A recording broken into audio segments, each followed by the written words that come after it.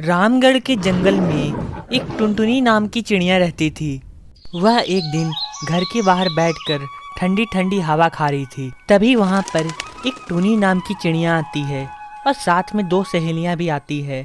वह सभी एक महंगी कार से आए थे। मॉडर्न चिड़िया के आंखों पर एक खूबसूरत सा चश्मा लगा था और वह सब बहुत ही सुंदर दिख रहे थे। तभी मॉडर्न चिड़िया बोलती है, अरे यो चिड़िया, यहाँ कोई ठंडा पानी पीने को मिलेगा? बहुत जोरों से प्यास लगा है, गला सूख रहा है। पहली बात तो ये, मेरा नाम चिड़िया विड़िया नहीं है, मेरा नाम टुनटुनी है और यहाँ कोई ठंडा पानी नहीं मिलेगा।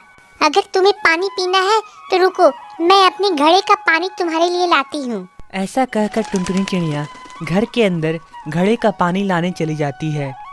ओहो, यहाँ तो बहुत ज्यादा गर्मी है, जल्दी से कोई होटल मिल जाता तो अच्छा होता। तभी टुनटुनी चिड़िया घड़े का पानी लेकर आ जाती है। ये लो मेम साहब, घड़े का ठंडा पानी। अरे ये पानी तो बिल्कुल ठंडा नहीं है, क्या तुम्हारे यहाँ फ्रिज नहीं है? फ्रिज? ये किस बला का नाम है? हमारे पास कोई फ्रिज व्रिज नहीं है, हम तो घड़े का ठंडा पानी ही पीते हैं। अगर ये पानी पीना है तो पियो, वरना यहाँ से जाओ। अरे अरे, नाराज क्यों होती है टुनटुनी चिड़िया? मैं ये पानी पी लेती हूँ, थोड़ा और पानी लाकर दे दो, मेरी दोनों सहेलियाँ भी पी लेगी। फिर टुनटुनी चिड़िया सबको पानी पिलाती है। अच्छा टुनटुनी, ये बताओ यहाँ कोई होटल मिलेगा? मैं यहाँ शहर से गांव घूमने आई हूँ, मुझे कुछ दिनों के लिए होटल चाहिए। होटल? यहाँ कोई होटल नहीं है मेम साहब, यह गांव है गांव। यहाँ सारे घर मेरे तरह ही मिलेंगे। टुनटुनी, मेरा नाम टुनी है, तुम मुझे टुनी बोल सकती हो, तुम्हें मेम साहब बोलने की कोई जरूरत नहीं है।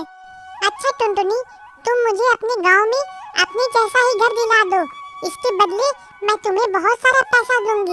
मेम साहब, इस गांव में कोई अपना घर किराए पे नहीं देता। ऐसा करिए, आप लोग मेरे ही घर में रुक जाइए।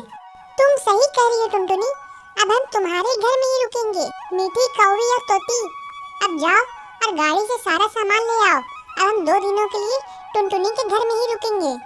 फिर टुनी चिड़िया टुनटुनी के घर में आती है और घर में आते ही बोलती है, टुनटुनी, जरा एसी चालू कर दो, यहाँ तो बहुत ही गर्मी है। अरे मेम साहब, हमारे गांव में किसी के घर में एसी नहीं होता। ये लो, यही है गांव का एसी। टुनटुनी चिड़िया सारे पक्षियों के हाथ में एक एक पंखा दे देती है। पंखा देखकर टुनी चिड़िया मन ही मन सोचती है, अरे ये गांव के लोग कितने भोले होते हैं, इन्हें तो ये भी नहीं पता कि एसी क्या होता है। शाम होते ही टुनटुनी चिड़िया सबके लिए गर्मा गर्म चाय बनाती है। वाह टुनटुनी चिड़िया, ये तो बहुत ही अच्छी चाय है, ऐसी चाय तो मैंने कभी नहीं पी। फिर टुनटुनी चिड़िया सभी को साथ लेकर गांव घुमाती है और इस तरह टुनटुनी चिड़िया और टुनी चिड़िया की दोस्ती हो जाती है। टुनटुनी, अब हमारे शहर जाने का समय हो गया है, अब हम शहर जा रहे हैं। क्यों ना तुम भी हमारे साथ शहर चलो, वहाँ शहर में रहोगी तो मॉडर्न जिंदगी जियोगी। नहीं बाबा नहीं, मुझे अपना गांव ही प्यारा है। अरे टुनटुनी, एक बार शहर घूमकर तो देखो, वहाँ बहुत मजा आएगा। सबके समझाने के बाद टुनटुनी चिड़िया शहर जाने के लिए तैयार हो जाती है और वह टुनी के कार में बैठकर शहर चली जाती है। शहर की चकाचौंध देखकर टुनी चिड़िया बहुत ही खुश हो जाती है। फिर वह टुनटुनी से बोलती है, मेम साहब, मुझे कोई काम दिला दो, अब मैं इसी शहर में रहूंगी, मुझे अब गांव नहीं जाना।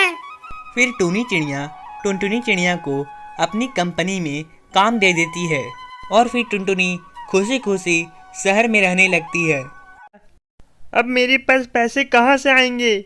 मुझे तो अपनी बेटी को अच्छे से अच्छे स्कूल में पढ़ाना था, पर अब मेरे पास पैसे ही नहीं हैं। फिर बंटी कबूतर निराश होकर अपने घर चला जाता है। अच्छी क्या हुआ जी, आप इतनी निराश क्यों लग रहे हैं? अरे क्या बताऊं टुनटुनी चिड़िया, आजकल सब्जियां महंगी होने के कारण कोई सब्जी खरीदता ही नहीं। आज तो मैंने सिर्फ 5 रुपए की सब्जियां बेची। अगर इसी तरह धंधा चलता रहा तो हम बहुत ही गरीब हो जाएंगे। तभी वहाँ पर टुनी चिड़िया आती है। मामा, मुझे 10 रुपए दो ना, मुझे लिपस्टिक खरीदनी है। मेरे सारे दोस्तों के पास लिपस्टिक है और वो लिपस्टिक लगाकर बहुत ही सुंदर दिखती है। अरे बेटा, आज मेरे पास पैसे नहीं है, कल आना, कल मैं तुम्हें पैसे दूंगी।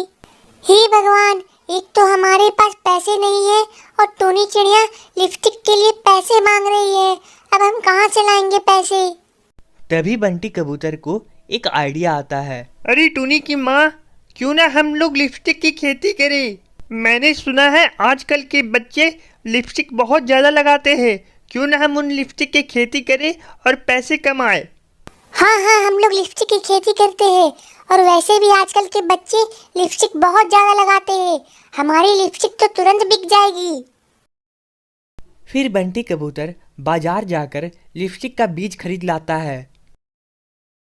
ये देखो टूनी की माँ, मैं लिपस्टिक का बीज ले आया। अब चलो इनसे लिपस्टिक की खेती करते हैं। फिर बंटी कबूतर लिपस्टिक के बीज को अपने खेतों में लगा देता है और बहुत मेहनत करने के बाद कुछ ही दिनों में बंटी कबूतर के खेत में लिपस्टिक का पेड़ उग जाता है। अरे वाह, हमारे खेतों में तो बहुत सारा लिपस्टिक उगा है। अब चलो इन्हें तोड़कर बाजार में बेच देते हैं और खूब सारे पैसे कमाते हैं। तब तक आप लोग कमेंट बॉक्स में बताइए 9 + 12 कितने हुए। फिर बंटी कबूतर बाजार जाकर लिपस्टिक बेचने लगता है। लिपस्टिक ले लो लिपस्टिक, लाल लाल लिपस्टिक, सुंदर सुंदर लिपस्टिक। जो इस लिपस्टिक को लगाए वो सुंदर बन जाए। लिपस्टिक ले लो बहन जी, लिपस्टिक। फिर बंटी कबूतर की दुकान पर बहुत सारे ग्राहक आते हैं और लिपस्टिक खरीदने लगते हैं। भाई साहब, ये लिपस्टिक कितने की दी? अरे मैडम, आपके लिए मात्र 10 रुपये की है। ठीक है, तो मुझे 10 लिपस्टिक दे दो। ये लो मैडम, ये रहा आपका लिपस्टिक। इसी तरह बंटी कबूतर की दुकान पर बहुत सारे लोग आए और लिपस्टिक खरीद लिए। अरे वाह, आज तो मेरे पास बहुत सारे पैसे आ गए। अब मैं इन पैसों को लेकर घर चला जाता हूँ और साथ ही साथ टूनी के लिए एक लिपस्टिक ले जाता हूँ। फिर बंटी कबूतर सारे पैसे ले जाकर टूनी की माँ को दे देता है। पापा, आपने मेरे लिए लिपस्टिक नहीं लाई? अरे टूनी बिटिया, आखिर मैं तुम्हारी लिपस्टिक भूलूंगा कैसे? ये लो तुम्हारी लिपस्टिक। थैंक यू पापा, आप तो बहुत अच्छे पापा हो। आई लव यू पापा। जिस पर सिर्फ कुछ ही आम लगे हुए थे। चिड़िया और मिठू तोता बहुत दिनों से भूखे थे। वह उड़ते उड़ते उस आम के पेड़ पर आ बैठते हैं। उस आम के पेड़ पर पहले से एक कौवी बैठी हुई थी। तभी मिठू और चिड़िया को देखकर कौवी उनसे कहती है, ये चिड़िया और कौवे, इस पेड़ पर मैं पहले आई हूँ। ये सारे आम मेरे हैं। मैं किसी को अपना आम खाने नहीं दूंगी। चले जाओ तुम लोग यहाँ से। अरे वाह, ऐसे कैसे नहीं खाने दोगी तुम मुझे आम? इस पेड़ पर तो 3 आम लगे हुए हैं। एक मैं खा लूंगी, एक मिठू तोता खा लेगा और एक तुम खा लेना। अरे नहीं, ये तीनों आम मेरे हैं। एक मैं खाऊंगी, एक कालू कौवा खाएगा, एक मेरा बेटा रॉकी कौवा खाएगा इसे। फिर कौवी वह तीनों आम तोड़कर वहाँ से चली जाती है। हे भगवान, ये तो सारे आम तोड़कर चली गई। अब मेरे बच्चे क्या खाएंगे? मिठू भैया बताओ ना, अब हम क्या करें? अरे हाँ टूनी, ये तो बहुत गलत बात है। ये तो सारे आम तोड़कर चली गई। अब हम और हमारे बच्चे क्या खाएंगे? अरे बच्चों, अगर तुम्हें भूख लगी तो मेरे पास आओ, मैं तुम्हें बताता हूँ खाना कहाँ मिलेगा। अरे मिठू भैया, ये आवाज कहाँ से आ रही है? अरे टूनी, लगता है ये आम का पेड़ हमसे बात करने की कोशिश कर रहा है। फिर टूनी और मिठू तोता आम के तने के पास जाकर बैठ जाते हैं। अरे मेरे प्यारे पक्षियों, यहाँ से 5 किलोमीटर दूर एक गुफा है। उस गुफा में जादुई तारबूज का पेड़ है। वहाँ से जितने भी तारबूज लो वो कभी खत्म ही नहीं होते। जाओ, जाकर वहाँ पर जी भर के तारबूज खा लो। पेड़ की यह बात सुनकर चिड़िया और मिठू तोता बहुत खुश हो जाते हैं। अरे वाह आम के पेड़ जी, आपने तो बहुत अच्छी खबर हमें बताई। आपका बहुत बहुत शुक्रिया आम के पेड़ जी। चलो टूनी, अब हम वहाँ जाकर तारबूज खा लेते हैं। फिर चिड़िया और मिठू तोता उड़कर जादुई तारबूज के गुफा के पास चले जाते हैं। ये देखो मिठू भैया, यहाँ है ये गुफा। फिर चिड़िया और मिठू उस जादुई गुफा में चले जाते हैं। गुफा में जाते ही वहाँ एक जादुई तारबूज का बेल लगा हुआ था, जिस पर बहुत सारे तारबूज उगे हुए थे। मिठू भैया, भगवान ने हमारी आखिर सुन ही ली। यहाँ पर तो बहुत सारे तरबूज लगे हुए हैं। चलो अब हम जंगल जाते हैं और सारे पक्षियों को बोल देते हैं कि यहाँ आए और तरबूज लेकर अपनी भूख मिटा ले। फिर मीठू तोता और टूनी चिड़िया एक एक तरबूज उठाकर अपने घर की ओर चल पड़ते हैं और घर पहुंचकर टूनी चिड़िया तरबूज काटकर अपने बच्चों को खिला देती है। मम्मा मम्मा, इतने सूखे मौसम में तुमने इतने स्वादिष्ट और मीठे तरबूज कहाँ से लाए मम्मा? अरे चिड़िया बेटा, ये तरबूज का पता मुझे बड़े से आम के पेड़ ने बताया। अब इस जंगल का कोई भी पक्षी रात को भूखा नहीं सोएगा, सबको भरपेट तरबूज खाने को मिलेंगे। चलो अब कबूतर और उसकी पत्नी को भी तरबूज की बेल का पता बता देते हैं। फिर मीठू तोता कबूतर और कबूतरी को भी तरबूज की बेल का पता बता देता है।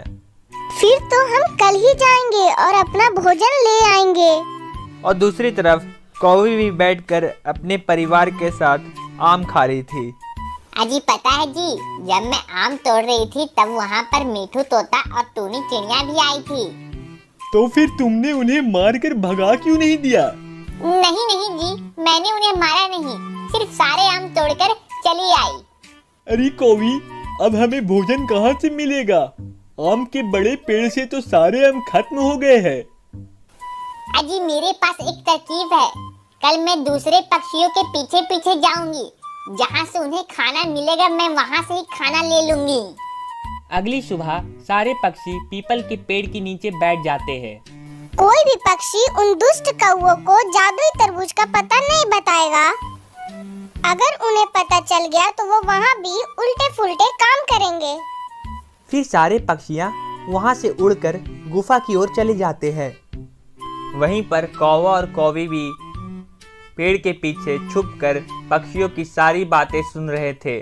देखा कालू जी, वो गंदी शक्ल वाला कबूतर हमारे खिलाफ सबको भड़का रहा था।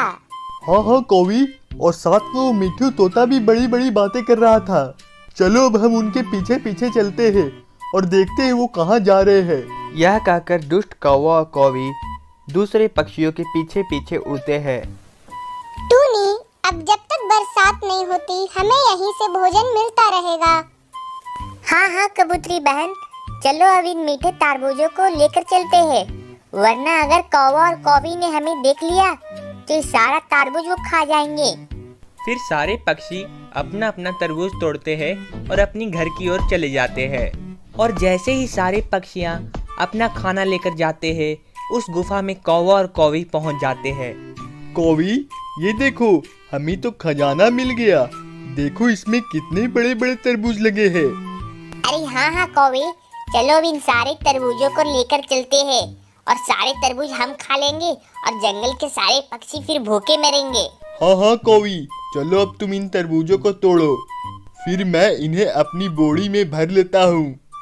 फिर कौवा और कौवी उस जादुई बेल से तरबूज तोड़कर अपनी बोरियों में भर लेते हैं। अरे कालू, इन तरबूजों का तो बोझ बहुत ज्यादा है, मैं तो इन्हें नहीं ले जा पाऊंगी। अरे कौवी, तुम चिंता मत करो, तुम यहीं बैठो, मैं इन तरबूजों को अपने पीठ पर रखकर घर लेकर जाता हूँ। फिर कौवा तरबूज की बोरी लेकर जैसे ही उड़ने लगता है तब वो बोरी गिर जाती है। अरे कौवी, देखा तुमने, ये तरबूज तो गिर जाते हैं, अब हम इन्हें कैसे लेकर जाए? अरे कौवी, मेरे पास एक आइडिया है, क्यों ना हम इन तरबूजों को तुम्हारी पीठ पर बांध दे, फिर तुम इन्हें आराम से लेकर घर जाना। कौवी तरबूज की बोरी को कालू के पीठ पर बांध देती है और कालू वो लेकर उड़ने लगता है। बोरी भारी होने के कारण कालू को उड़ने में बहुत तकलीफ होने लगती है। वो कभी ऊपर जाता तो कभी नीचे आता। जैसे तैसे कर कर कालू कौवा नदी के पास पहुंचता है। तभी बहुत ज़्यादा होने के कारण कालू कौवा तरबूज के साथ नदी में गिर जाता है और डूबकर मर जाता है। पास ही के डाल पे बैठा एक बुलबुल कालू कौवा को डूबते देख लेता है और जाकर मीठू तोता को सारी बातें बता देता है। अरे भाई मीठू तोता, मैंने आज बहुत बड़ी दुर्घटना देखी। ये कालू कौवा वजनदार तरबूज की बोरी लेकर नदी में गिरकर मर गया। अरे ये तो बहुत ही दुख की बात है।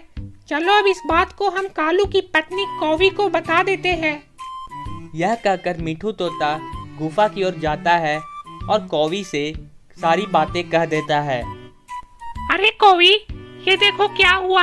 आखिर तुम्हारी लालच ने तुम्हारे पति को मार डाला। अरे ये क्या बोल रहा है तू मिठू तोता? मेरा पति तो मेरे घर गया है तरबूज लेकर। ये कौवी, जब तेरा पति तरबूज लेकर घर जा रहा था तो नदी पार करते समय गिरकर मर गया। हे भगवान, अब ये क्या हो गया? अब मैं किसके सहारे जीऊंगी? मेरी लालच ने तो मेरी पति